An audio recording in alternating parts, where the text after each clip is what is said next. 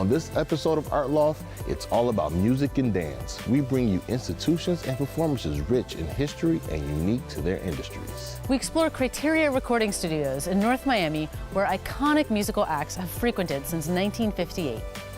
We joined the Florida Keys Concert Association for a classical music concert and marathon. The pioneering Dance Theater of Harlem teams up with the local South Florida Dance Company for a performance alive with energy. And we take you to Jay Jackson's residency, an immersive performance at Young Arts in Miami. It's all ahead on Art Loft. Art Loft is brought to you by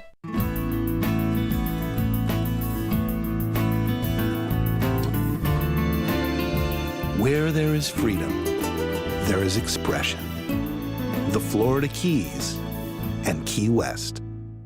the Miami-Dade County Tourist Development Council, the Miami-Dade County Department of Cultural Affairs, and the Cultural Affairs Council, the Miami-Dade County Mayor, and the Board of County Commissioners, and by the Friends of South Florida PBS. Hi, I'm Jamani Anamdi. And I'm Lolo Reskin, and from the studios at South Florida PBS, This right here, this is Art Loft.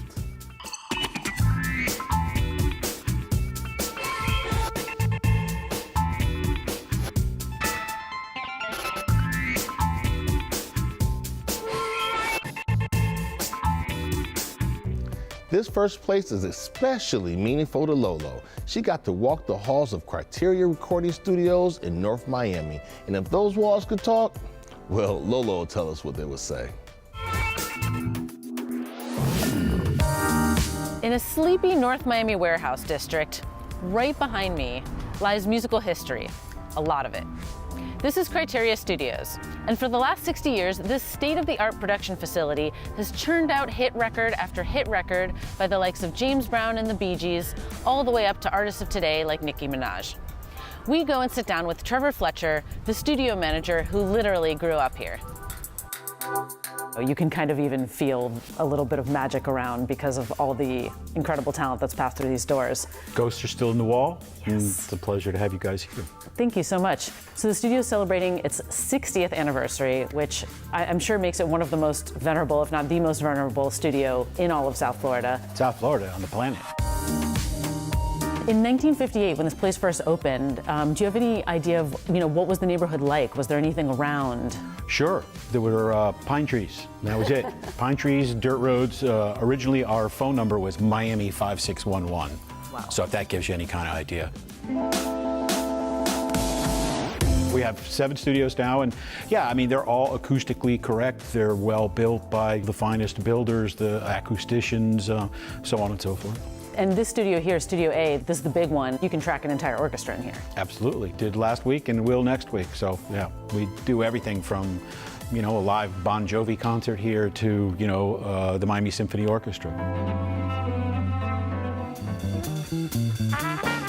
Originally, this place was opened by a musician named Mac Emerman. He was a jazz musician, and I read that he liked to go around and tape live shows and record people, and he kept his gear in his car. Were most of the early recordings here on the jazz style, or was there more variety going on too? Absolutely. He was a jazz trumpet player, and he had a recording space kind of in his living room, and his family got pissed off and finally got him to leave and have a freestanding building, and so he came here. And yeah, a lot of it was jazz, a lot of it was his friends, and he would basically record anything he could get his hands on. So he was passionate about the music and the people making the music. Today you still have so many artists coming through, and to me, incredible that you're available for these high-level artists such as Ricky Martin, Nicki Minaj, people like that, but you're also a studio that local people can rent out and use. Miami's New Deco Ensemble just made a record here, right? Yeah, we've always done, the struggling jazz musician scraping together a couple of dollars to do recordings, to the James Brown session, to, Ahmad Jamal, to Duke Ellington Orchestra, to, we used to score the Jackie Gleason show in this room, so it's always been a wide range of stuff. I mean, we did, Marilyn Manson's first record, we did the Mavericks' first record, it's people that are local bands that, blew up. We do every conceivable type of music. One of the things I love about Criteria is that all over the walls you can see all these incredible plaques celebrating some of the gold, platinum, and multi-million selling songs that were made right in this building. We've got REM right here, classic, Automatic for the People, 1992. I definitely am a huge fan of this record. So amazing to learn. It was made right here in my hometown. Some incredible movie soundtracks you may have heard of. A little movie called Grease, a little movie called Saturday Night Fever. Criteria in general is very closely associated with the Bee Gees. They had one of the studios booked out for years or something like that, I read. All the studios, I mean, they're part of the reason we have so many rooms. You know, the Gibbs would come in and they'd be working on a project, and, you know, we couldn't fit anybody else in, so we built another room. Fortunately, they chose Miami to make their home, and we did, you know, I don't even know how many, 5, 6, 7 albums with them. So you know more about this place than anyone, and that's because you've worked here for 30 years, and that's amazing. And you got started because your mom worked here. 1969 or so, my mom started answering the phones here. So when we recorded Layla, Derek and the Dominoes, and Eric Clapton and Duane Allman, with Tom Dowd, of course, I was on the other side of the wall in the dub room asleep at 5 because she couldn't find a babysitter. So yeah, I've been around. You know, I know where all the bodies are buried. You know, I used to be the little kid running around getting kicked out of sessions and stuff like that, and now it's like I'm the one that's kicking people out of sessions, so full circle. Full circle. This is Studio D. This room was probably built in 1978, 79, something like that. And one of the concepts behind of having so many different rooms is they all have a unique acoustic footprint, and so that, you know, they can be utilized largely like another instrument. So if you're cutting vocals and you want a very small, dead, warm room, you can go into a smaller environment or what have you and, you know, achieve what you want, as opposed to having to work hard in a big live room to isolate the vocalist and things of that nature. So There's probably artists and producers that have their favorite favorites, rooms. yeah. Exactly. It's crazy too, because on a Monday I'll come give somebody a tour and they say, oh, absolutely, this room, I can feel it. I really want to work in here. I love the vibe of this room. And then, you know, Tuesday I'll come in and somebody will say, no, I don't like this room. I like the red room, you know, whatever. And, you know, so it's different strokes for different folks. It's a combination of, from the colors to the acoustics of the room to the console to the, you know, tape machines to the signal processors. It's all about the collection of the tools that are at your disposal. We got Bob Marley, we got Eric Clapton, we got Britney, we got Fleetwood Mac, more Eagles, Rod Stewart, Bob Dylan. I mean, it is really kind of overwhelming as a music lover to come to a place like this, and you know, walking around, you really can kind of feel the energy here. You know, the fact that all these people and all this music lived and was birthed right here. Incredible.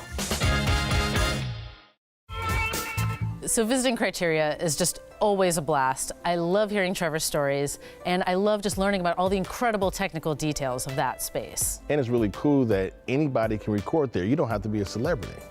And they have an awesome Instagram. Check it out below. The Florida Keys Concert Association is celebrating a major milestone: 50 years of bringing classical music to the heart of the Keys in Marathon. The best part is they bring national and internationally acclaimed performers right to the local community, and it's all done by volunteers. Let's take a listen.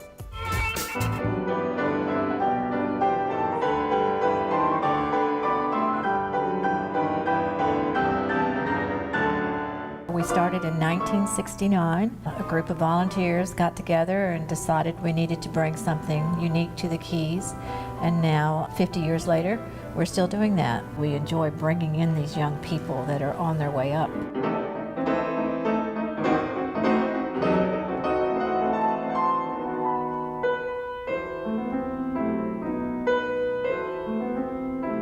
We try once a year to find a true major prodigy who is potentially going to have a huge breakout career. We call this the Rising Star Concert. His name is Tengku Irfan, and Irfan is probably one of the great musical geniuses of his generation. At the Juilliard School where he attends, not only a spectacular pianist, but he is also a composer and a conductor. And the audience is stunned by what these young people can do. You can even come up, shake their hands, talk to them after the performance. You would never get that anywhere else, unless of course you had special backstage passes or something like that.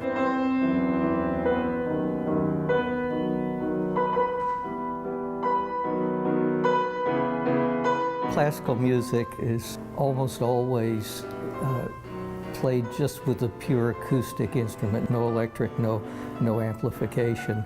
And we just follow that tradition. In the space here, because it is so intimate and so live, you can be in the very back row, and it's almost like you're sitting in the front row with the quality of the sound. 100% of our ticket sales, donations, sponsorships, ads goes back into bringing great music to the Keys. Pop music, rock music, all that can sustain itself in the commercial market, and it thrives. But for those of us that really appreciate classical music, opera, serious jazz, that really requires a nonprofit organization driven economically by significant donations from the people who really want to see it happen and use their resources to help it happen. So that is our mission, to bring truly wonderful artists, national artists, international artists of the highest caliber here to the Florida Keys to perform serious, mostly classical music. And we'd like to try to teach other people to enjoy that don't presently. And as you see, we have seating on the sides of our venue here for students. We do have them come in for free because we're trying to encourage young people.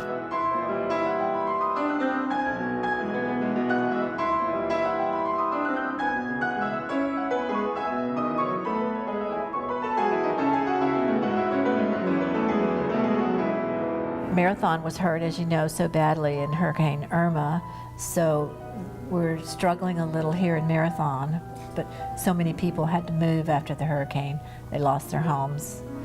So we plan on Marathon coming back, as they are. We saw a dip. We did see a dip. It hurt our ticket sales. We just do hope that people, perhaps watching this, might realize what we have here. Now we know where we can go in a Marathon to see some great music. And maybe we won't just be known as a little fishing and drinking village. We do have culture here. I just absolutely love classical music. It's beautiful, it's powerful. That's why I'm here.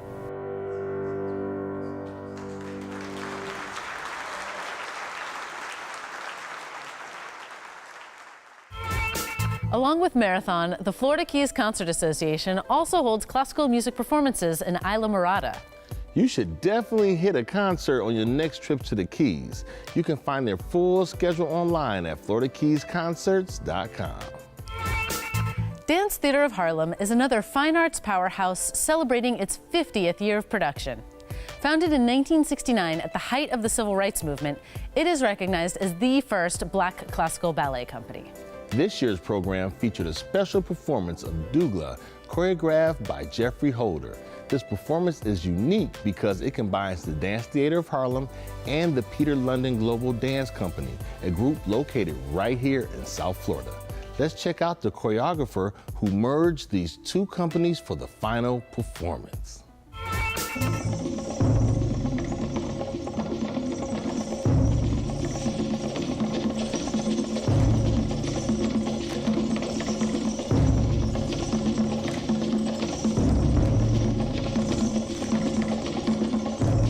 My name is Donald Williams. I'm a former principal dancer with Dance Theater of Harlem. As part of its 50th anniversary, has brought back Jeffrey Holder's Dougla, which is one of the signature pieces of Dance Theater of Harlem from way back. It was originally choreographed in 1974.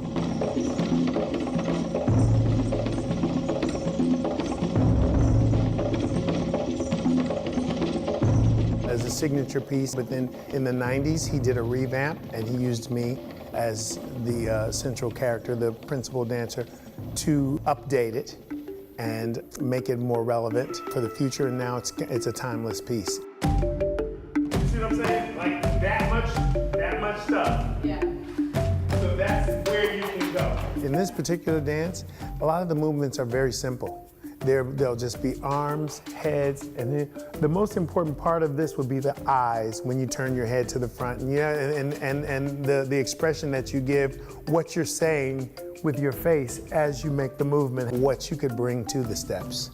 You're bringing your own flavor, your own extra feeling to it, what you're saying in your eyes, in your face, and in your body as well. That's something that you can't really pass on through a video. You have to pass that on, from person to person. And so now I'm really proud to be able to pass this legacy on. Because the company's smaller now, we have to have supplements, and we use local dancers from the different places that we go to perform this particular ballet. Here we're going to be using Peter London Ballet Company. What I came here to do first is to begin to teach them before the company comes so that they know the work, and then the company comes and then we put it together and the magic happens. I really appreciate the hard work that they've done.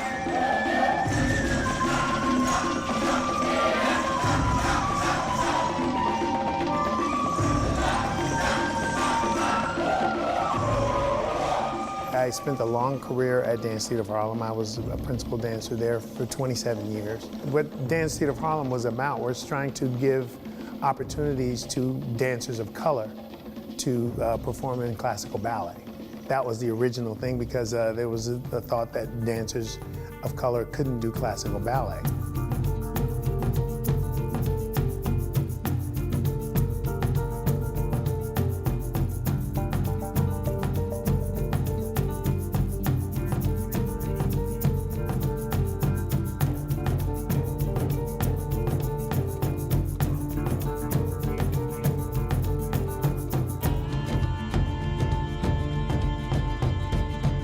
Before, we were trying to prove that dancers of color could do classical ballet. Now that we know that that's a fact and we can do it, now we're trying to do everything. We want to make sure that we continue to do what Dance Theater of Harlem was always known for, which is being able to do all styles and do them all well, and also provide opportunities for dancers of color to do classical ballet, to do contemporary. It's all about access, opportunity, and excellence. Just our presence makes it possible for students who are coming up to see, I can become a ballet dancer if I want to. If they see people who are actually achieving it, then they can be it.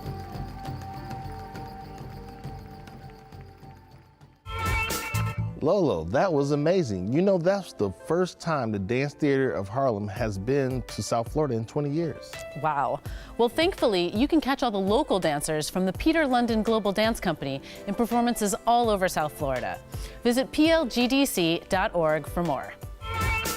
Now we take you into the world of Jay Jackson, also known as Laganja Estranja from RuPaul's Drag Race.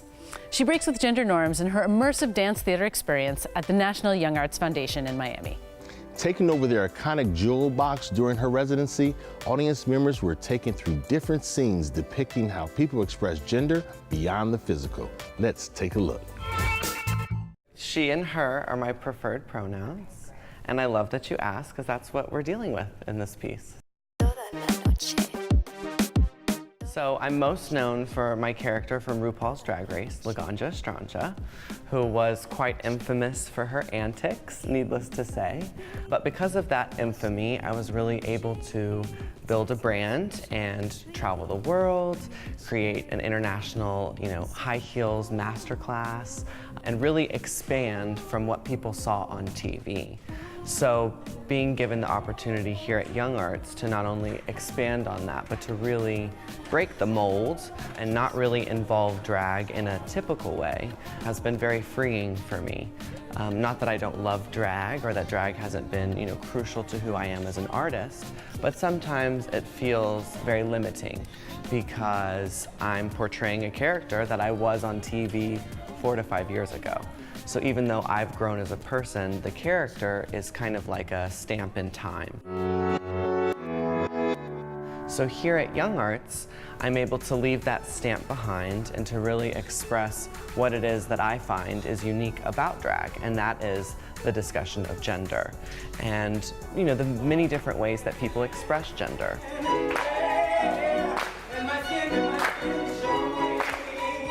I think now that gender is becoming much more neutral and much more of an open conversation about expression, not so much about what's physically between your legs, but how you feel inside. So that's kind of what I'm trying to explore while I'm here at Young Arts for my 3-week residency. And the piece is divided into several sections. The beautiful jewel box that we're sitting in now will be the immersive part of the performance. I'm calling it immersive dance theater. I've also been explaining it kind of like a haunted house, except it's not scary, it's beautiful. But when I say haunted house, people usually get the idea right away, like, okay, so I'm going to be going through something. There's going to be, you know, actors or dancers or singers interacting with me. And that's exactly what we're doing, but it will be told in the story of gender. Starts with Adam and Eve, and it works up all the way to the non-binary. So there is a linear portion, but of course it's still very abstract. We'll only send 40 up at a time to come through this experience. The rest of the audience will be downstairs on the plaza where we're having another performance that's on loop. So every 10 minutes as someone comes up into the jewel box, there's another performance downstairs that's looping. So like I said, a cast of 13, 4 vignettes, a whole performance down there. It's a lot of different moving parts. With each vignette, I'm looking at gender as like a metaphysical thing. So for me and Adam and Eve in the first section, the original sin to me is gender, the fact that we were codified and separated. So instead of an apple, it's a red high heel, and the man places it on the woman. So in the second room, the second vignette, which is the one we're currently in, technology, we wanted to think about this idea of loop, because again, technology, gears, everything runs on a loop. And the glitch being a switch and in gender. So the loop is male and female, and the glitch is transgender, non-binary, anything that steers away from what people might think. Of course, it also has many different metaphors. How technology has affected the way we see gender. You know, I think trans wasn't even, you know, transgender was not even a conversation we were having until Laverne Cox on Orange is the New Black, until Caitlyn Jenner. And again, that was all through social media. So technology has really informed gender in many different ways. And I think, you know, for me, again, since like I said, it's supposed to be kind of a linear story of gender, technology was the next big boom that I could really pinpoint to think, okay, when did our ideas of male and female finally shift or glitch? And that was when the introduction of technology, when people started connecting across the world and discovering, oh, you feel this way too?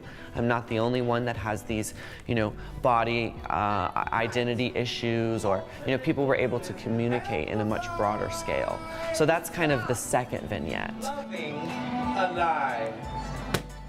So in the final vignette, we're really talking about exactly this idea of non-binary, of neutrality, of we're all the same. It doesn't matter what's between our legs. It doesn't matter how we identify our gender or our sexual orientation.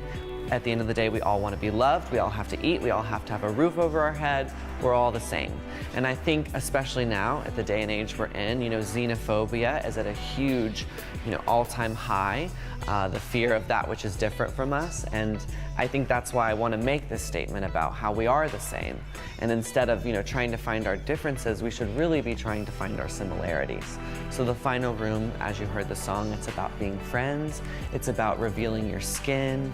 That's the white room over there, which, you know, all of the dancers at this point, they take off their clothes to reveal their nude undergarments, very vulnerable. And hopefully it will leave the audience, you know, with a sense of openness.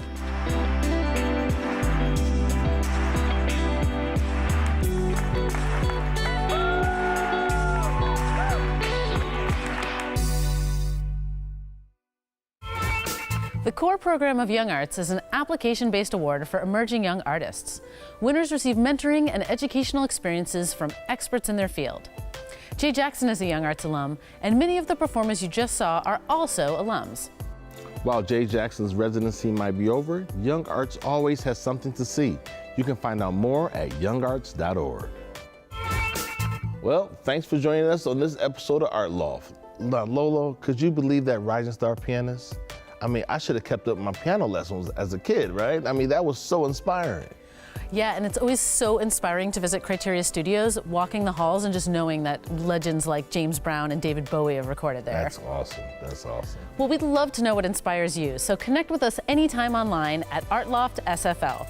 For Art Loft, I'm Lola Reskin. And I'm Jamani Anamdi. We'll see you next time. Now remember, art imitates life, so do what? Live a beautiful life. Peace. So I usually choose the words female illusionist to describe what it is I do. One, because I think it sounds much more rich. Two, because I think for some people when you say the word drag, they think, or specifically Drag Race, the television show I was on, RuPaul's Drag Race, they think of Drag Race car driving. And I find that female illusionist, when you really listen to that, it's exactly what I do. I am looking like a female. I am creating the illusion of a female. Now, drag is not necessarily female illusion. In this day and age, drag is so much more than just looking like a woman.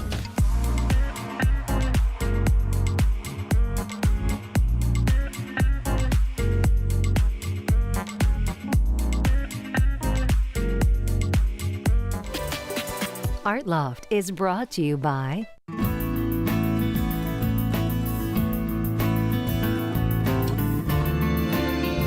Where there is freedom, there is expression. The Florida Keys and Key West. the Miami-Dade County Tourist Development Council, the Miami-Dade County Department of Cultural Affairs, and the Cultural Affairs Council, the Miami-Dade County Mayor, and the Board of County Commissioners. And by the Friends of South Florida PBS.